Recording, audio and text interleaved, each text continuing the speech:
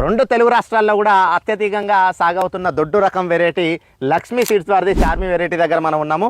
దాదాపు ఒక ఎకరానికి 40 క్వింటాలకు పైగా దిగుబడినిస్తున్న ఈ వెరైటీ అనేది రైతు రామకృష్ణ గారు సాగు చేయడం జరుగుతుంది. మనం ప్రస్తుతం పెద్దపల్లి జిల్లాలోని ఎలిగేడు మండలంలోని నర్సాపూర్ అనే గ్రామంలో ఉన్నాము. గత సంవత్సరంలో కూడా ఈ రైతు సాగు చేసి 38 క్వింటాలు సాధించిన ఇప్పుడు అంతకంటే ఎక్కువ దిగుబడి సాధిస్తానని చెప్పి కూడా రైతు చెప్పడం జరుగుతుంది. మరికొన్ని వివరాలు కూడా రైతుని అడిగి తెలుసుకునే ప్రయత్నం చేద్దాం. నమస్తే అండి. నమస్తే. ఎలా ఉంది సీడ్, ఎలా అనిపిస్తుంది? లక్ష్మీ సీడ్ చార్మి వెరైటీ మీరు గత సంవత్సరం కూడా సాగు చేశానని చెప్పడం జరుగుతుంది. 38 క్వింటాలు తీసిన అన్నారు. ఇప్పుడు ఎలా అనిపిస్తుంది మీకు సీడ్? ఈ గతంలో పోల్చుకుంటే ఈసారి చాలా బాగుంది. వాతావరణం కూడా అనుకూలించింది. దిగుబడి కూడా గతం కంటే ఎక్కువనే వచ్చే అవకాశం ఉంది. 40 పైచిలకు వచ్చే అవకాశం ఉంది మన దిగుబడి. ఎట్లా పిలకలు ఎట్లా వచ్చినాయి?